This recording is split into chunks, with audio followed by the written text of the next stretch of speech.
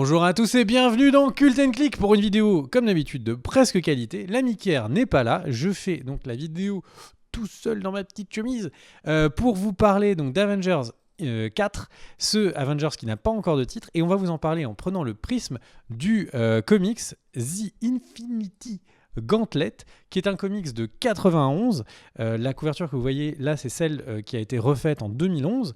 Et c'est un comics qui se base sur plein de choses qu'on a vues dans le film Infinity Wars. Alors attention, on va spoiler Infinity Wars, on vous êtes prévenu. Si vous ne voulez pas avoir de spoil, etc., quittez la vidéo maintenant.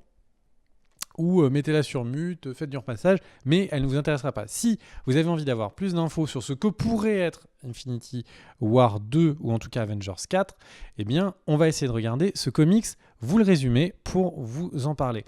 Juste un sujet important, le but c'est vraiment de vous résumer, vraiment teaser très rapidement le comics. Le but c'est pas de vous en décrire image par image. Si vous avez cette curiosité, si vous voulez le lire, je vous invite vraiment à regarder parce qu'il y a énormément de personnages importants de l'univers Marvel, à aller tout simplement le lire, l'acheter ou le prendre. Je pense qu'on a dû mettre le lien d'une boutique en ligne dans la description, je ne sais pas laquelle, mais voilà. Alors, si tu veux mon bon Whoopi à la réalisation, qui est secondé de Daniel, eh bien, nous mettre la première image, ou en tout cas la deuxième image, après le générique. Donc en fait, on voit que là où je disais que ce comics prend un peu la fin de Infinity War, c'est-à-dire qu'on a des personnages qui n'existent pas dans le MCU, donc par exemple comme le Silver Surfer, le surfeur d'argent, parce qu'il est tout simplement en contrat chez la Fox, parce qu'il est lié avec les 4 Fantastiques. Et donc ce qu'on voit dans Infinity War, quand on voit Hulk qui tombe sur la Terre dans le Septum Centrum de tout simplement notre petit magicien préféré, eh bien là c'est donc le surfeur d'argent. Alors il y a des ellipses, il se passe des trucs, je vais aller assez succinctement, mais en gros il vient prévenir que Thanos a récupéré le gant d'infini. Donc cette petite différence.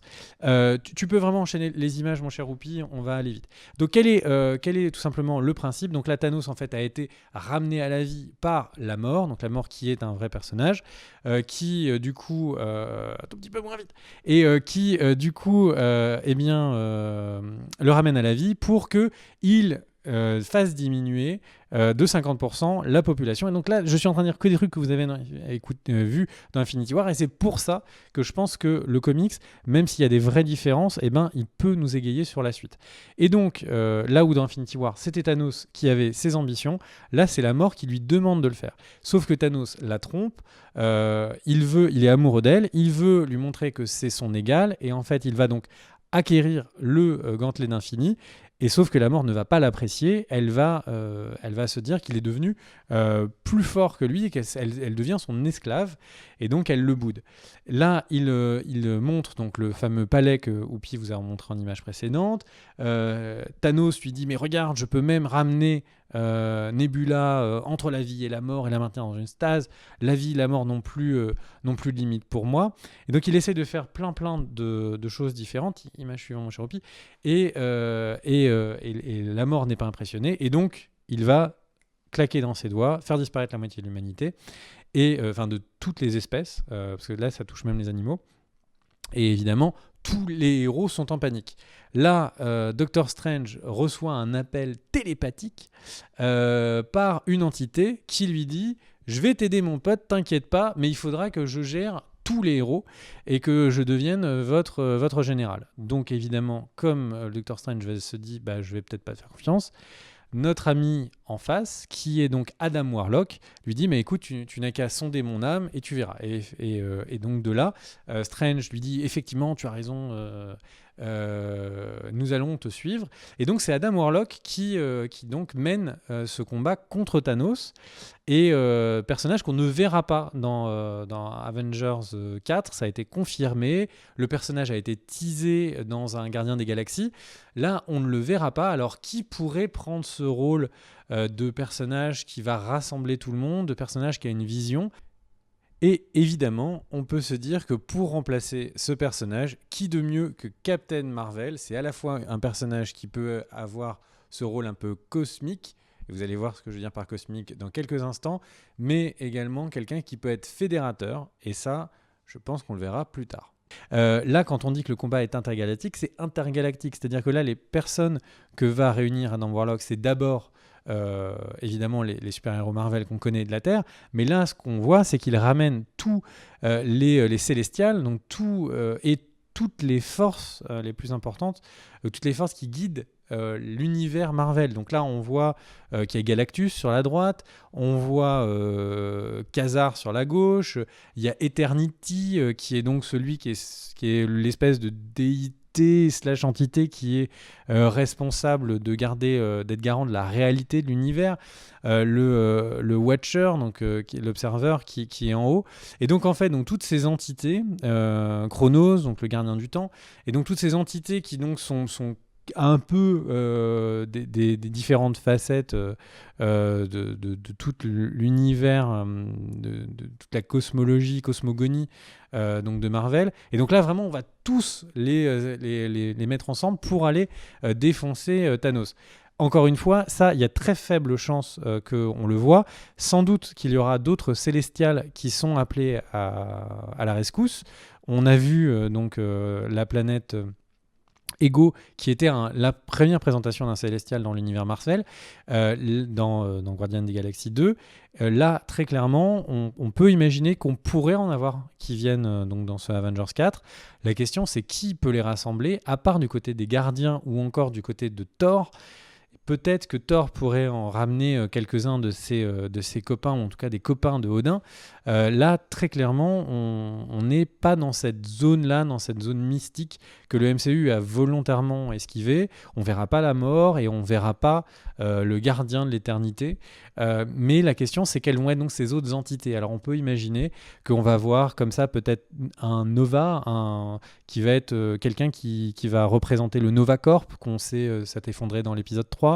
En gros, je pense qu'on va surtout miser sur des champions d'autres ethnies qui vont donc venir pour aider les héros.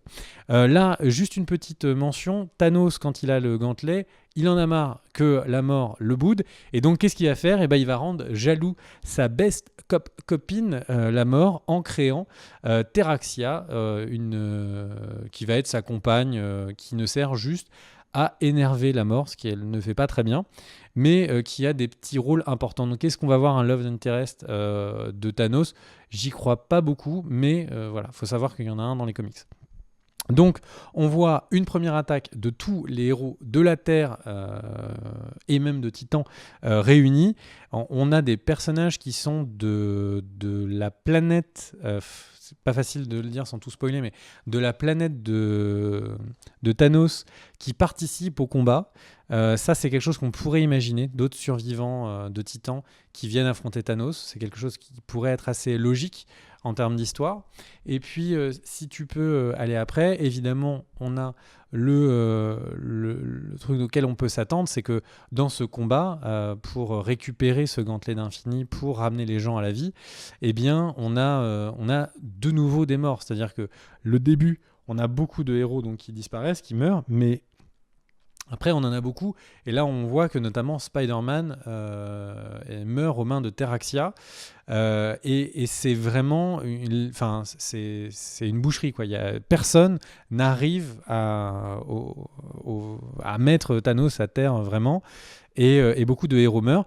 C'est quelque chose auquel on peut s'attendre. C'est-à-dire que là, concrètement, comme on sait que le but, ça va être de renverser la vapeur, rien ne nous dit qu'on va encore pas avoir une dizaine ou une quinzaine de morts. Vous allez me dire, il n'y en a pas non plus une infinité de héros, mais qu'on va pas avoir encore de nombreux héros morts et de héros importants. Imaginez que dans les 25 premières minutes, Spider-Man meurt. Je pense qu'on serait assez collé sur notre siège, même si on sait tous, parce qu'il a un film après, qu'il reviendra à la fin du film. Si tu peux mettre les images d'après. Donc, alors, petit mot comme ça, il y a Mephisto, qui est un méchant qui est présent dans beaucoup de comics, qui est un méchant qui est autant dans Doctor Strange que dans d'autres, et qui en fait est là pour un peu donner des conseils à Thanos, flatter son ego tout du long, et en fait, à un moment de faiblesse, il essaye de récupérer le gant de Thanos. Est-ce qu'on va vraiment voir un Thanos tout seul? Ça n'a pas été le cas du tout dans le 1, même si à la fin on a l'impression qu'il est tout seul dans son champ. J'ai l'impression il faut lui donner un acolyte. Est-ce que c'est quelqu'un qui va essayer, comme un Mephisto, de lui susurrer à l'oreille des trucs pour le sortir de sa petite ferme? Peut-être. Peut-être, on ne sait pas.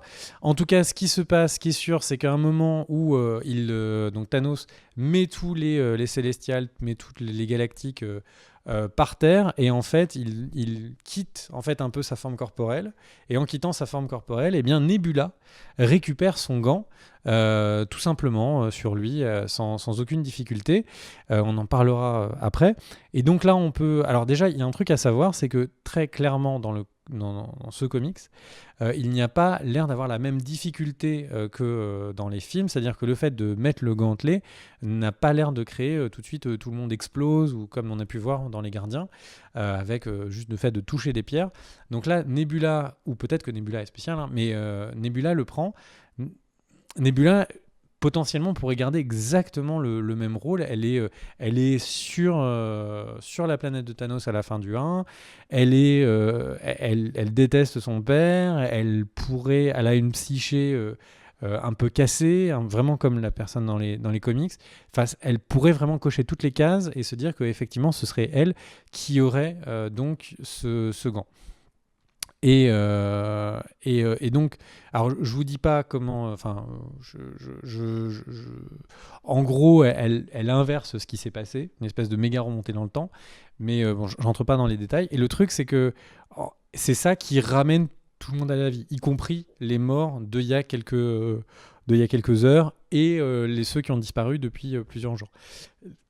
Là, il y a une page que j'ai trouvée très intéressante, c'est qu'en fait, Adam Warlock, qui donc était dans la pierre d'infini de l'âme, était donc en contact avec la psyché de Thanos, voyait ce que Thanos pensait, et il lui dit en fait, Thanos, à chaque fois si tu te loupes alors que tu es extrêmement puissant et que tu étais l'entité la plus puissante, c'est parce qu'au fond de toi tu sais que tu ne le mérites pas, et c'est pour ça qu'à chaque fois tu échoues.